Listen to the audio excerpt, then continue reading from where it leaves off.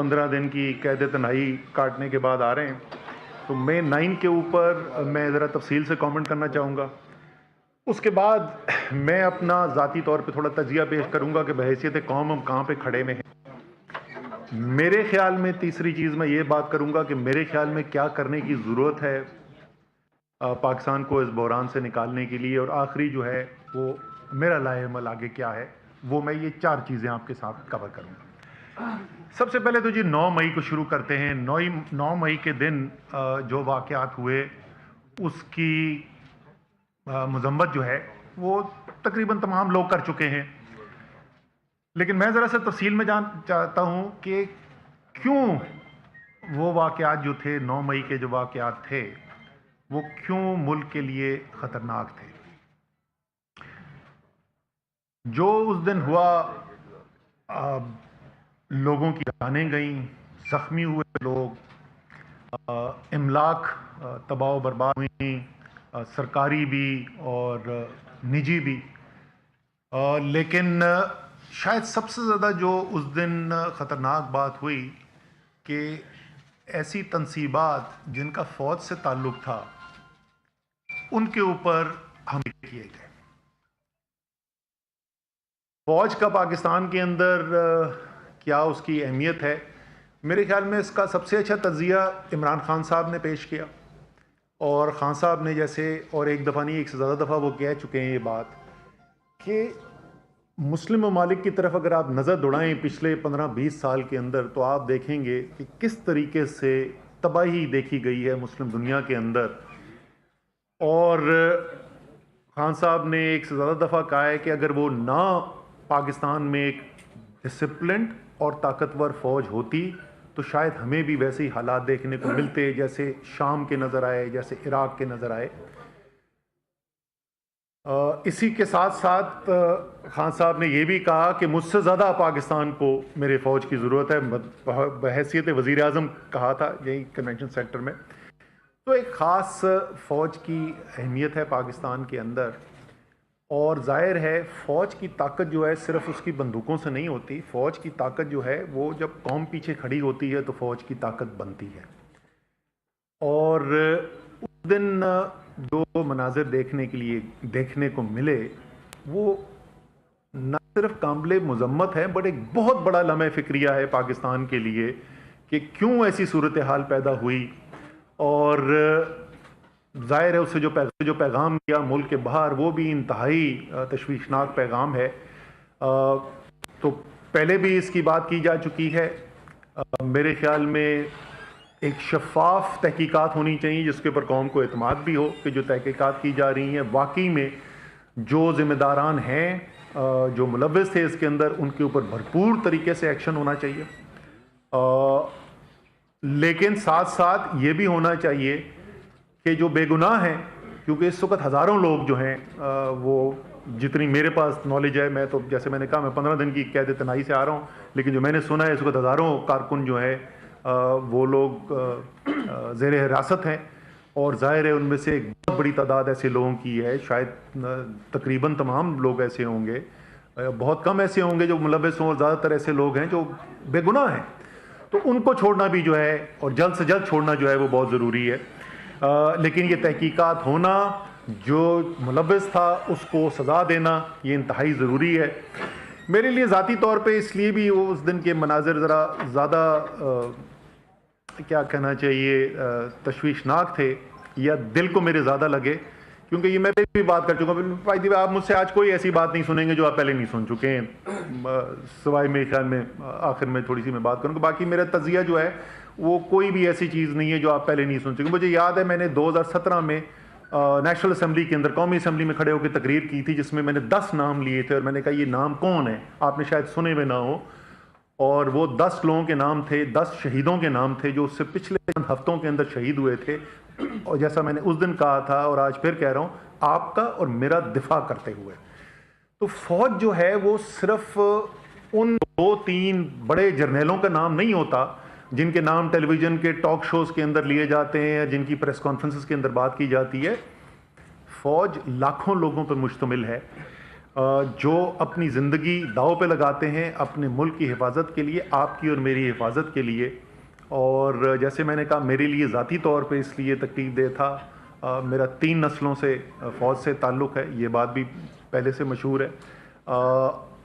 اور مجھے بڑا فخر ہے اس بات کا کہ کوئی 1965 کے بعد سے کہ جنگ سے لے کے اگر آپ وار اینڈ ٹیرر تک اٹھا کے دیکھ لیں، کوئی بھی ایسی صورتحال نہیں ہوئی جہاں میرے خاندان کا، میرے والد، میرے بھائی، میرے بھتیجے، وہ انہوں نے اپنی زندگی داؤ پہ نہ لگائی ہو ملک کے دفاع کے لیے.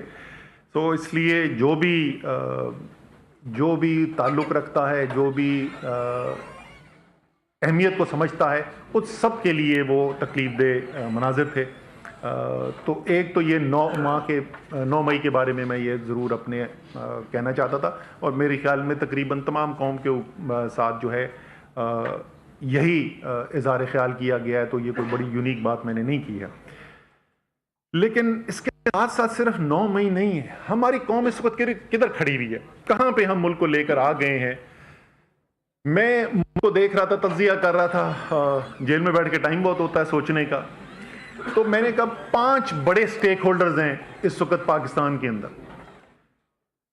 پاکستان کی عدلیہ، اعلیٰ عدلیہ میں تقسیم ہوا ہے، سارا پاکستان دیکھ رہا ہے کہ عدلیہ تقسیم ہے. عدلیہ فیصلے کرتی ہے، عمل درآمد نہیں ہوتا. ایک عجیب و غریب صورتحال ہے کہ وہ عدلیہ جس کے بغیر آپ کی آئینی طرز حکومت ممکن نہیں ہے، جس کے بغیر جمہوریت ممکن نہیں ہے، اس عدلیہ کے آپس میں اختلافات پیدا ہوئے میں اور اس کے فیصلے جو ہیں زمین پہ امپلیمنٹ نہیں ہو رہے. یہ کتنی خطرناک صورتحال ہے ملک کے لیے. دوسرا اہم سٹیک ہولڈر پاکستان کی فوج، ابھی میں تفصیل سے بات کر چکا ہوں مئی 9 کو کیا ہوا اور کیا وہاں پہ صورتحال پیدا ہوئی بھی ہے. تیسرا بڑا سٹیک ہولڈر پاکستان تحریک انصاف. میری ذاتی رائے کے اندر پاکستان کی سب سے بڑی سیاسی پارٹی، واحد قومی پارٹی، ہزاروں ورکر جو ہیں اس وقت جیل میں پڑے ہوئے ہیں، بیشتر قیادت جو ہے وہ جیل کے اندر ہے. سو سب سے بڑی تحریک جو سیاسی پارٹی ہے اس کے یہ حالات ہیں. پی ڈی ایم ہمارے سیاسی حریف ہیں اور بڑی شدید ہماری آپس میں مخالفت ہے، لیکن ایک سیاسی حقیقت ہے.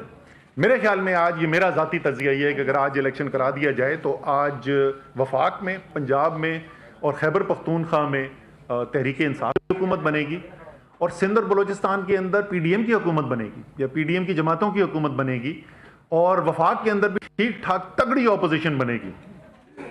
ہو سکتا ہے کہ ان کی رائے اس سے مختلف ہو، لیکن میری رائے میں تو وہ بھی یہ جو ایک اتنی بڑی سیاسی حقیقت ہے، ان کی سیاست جو ہے وہ پچھلے 13 مہینے میں اس کا بیڑا غرق ہو گیا اور وہ کمزور ہو گئے. جب پاکستان میں صرف پارٹیاں کمزور ہوتی ہیں تو اس سے پاکستان کی جمہوریت صرف نہیں، پاکستان کا ملک کمزور ہوتا ہے. تو یہ چوتھا سٹیک ہولڈر ہے.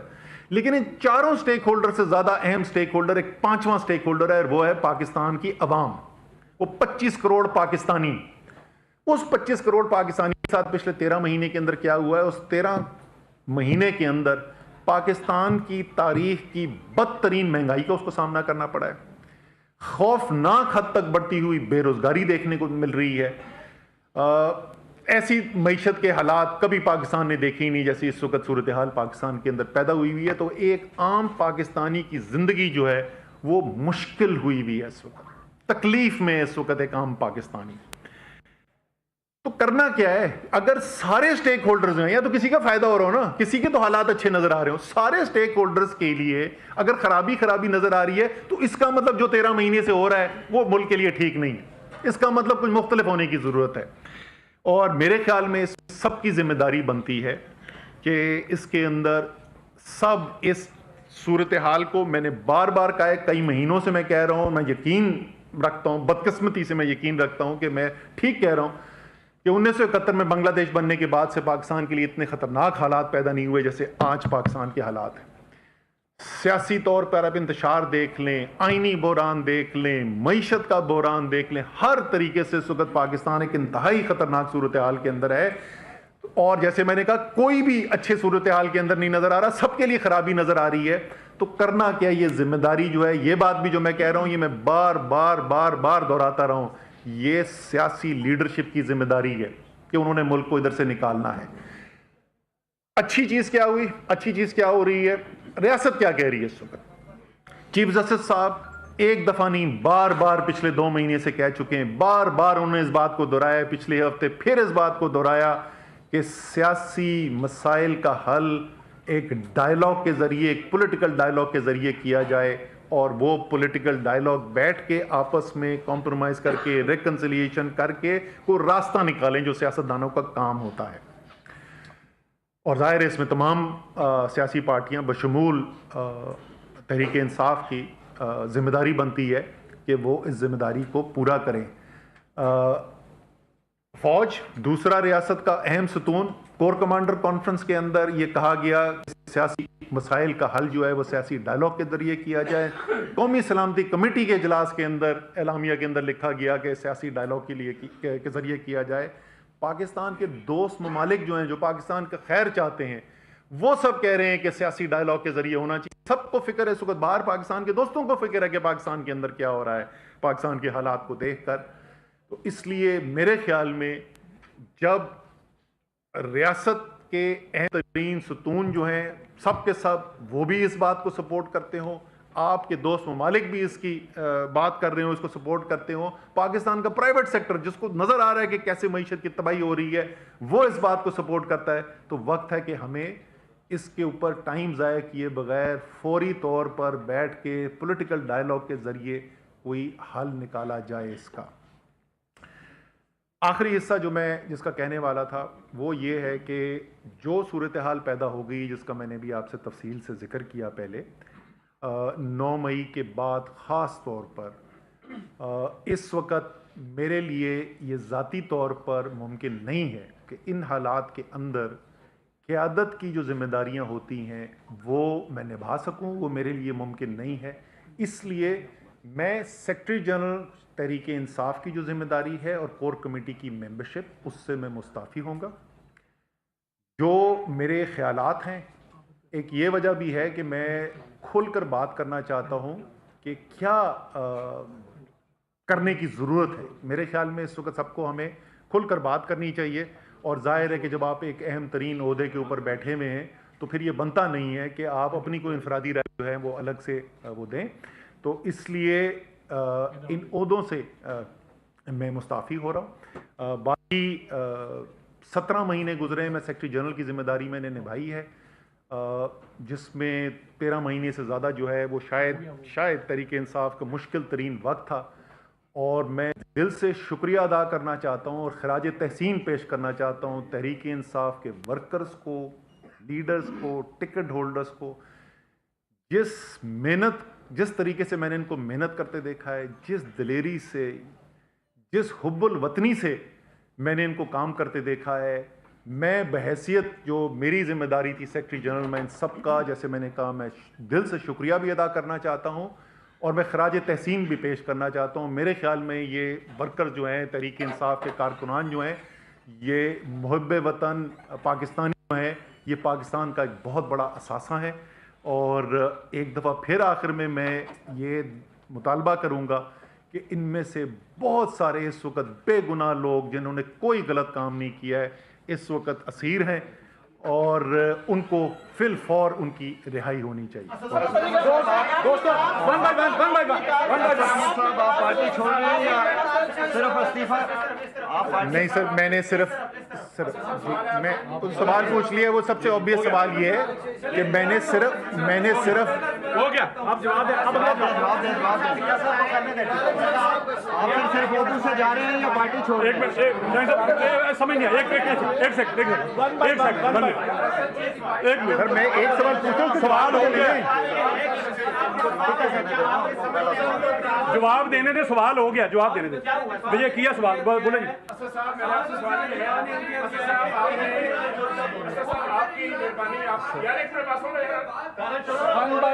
वन बाय वन आपने मेहरबानी की है, क्या नहीं?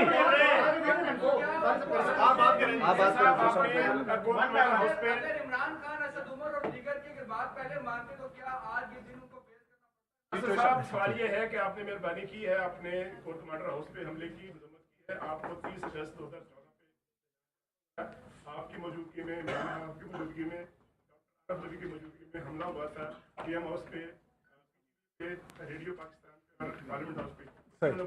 अच्छा जी, मैं आपको बता देता हूँ उसकी पहली बात तो प्राइम मिनिस्टर हाउस पे कोई हमला नहीं हुआ था, क्योंकि वो डी चौक के ऊपर ही टीयर गैस शेलिंग शुरू हो गई थी, वहाँ से आगे कोई गया नहीं था। पीटीवी हमले की मैं आपको कहानी बता दूं, मैं अपने अपार्टमेंट में बैठा हुआ था, टीवी देख रहा था, वो जो जिसके अंदर एफआईआर के मुताबिक आरिफ अलवी, मैं, शफकत महमूद, शीरीन मजारी डंडों से हम जा रहे थे हमला करने के लिए। मैं घर बैठा था, टीवी देख रहा था, और मैंने देखा वो पार्लियामेंट हाउस में कोई लोग घुस गए। मैंने फोन मिलाया सीधा चौधरी को, ये किसको, मैंने कहा खान से मेरी बात कराओ।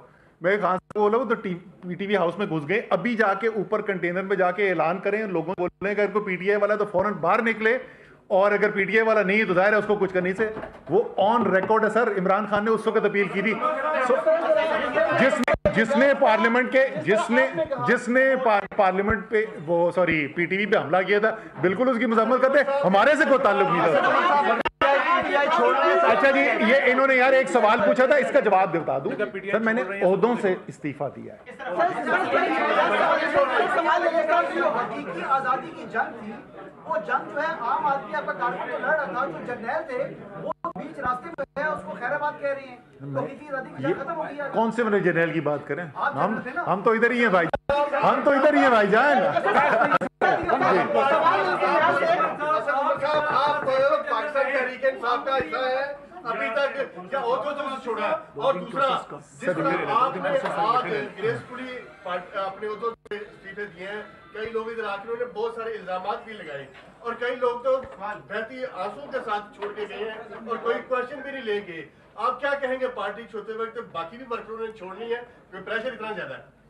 तो पहली बात तो मैं बता दूं कि मेरे ऊपर कोई दबाव नहीं, मेरे ऊपर कोई दबाव नहीं था। जो मैंने आपको फैसला किया है, ये मेरा अपना फैसला है।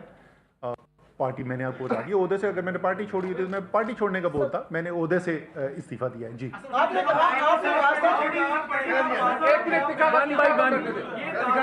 तासुर है कि एंटी एस्टैब्लिशमेंट बयानिया है, क्या तहरीक इंसाफ की एंटी एस्टैब्लिशमेंट बयानिए के साथ रहेंगे या पहले बयानिया बाकी एंटी रहा?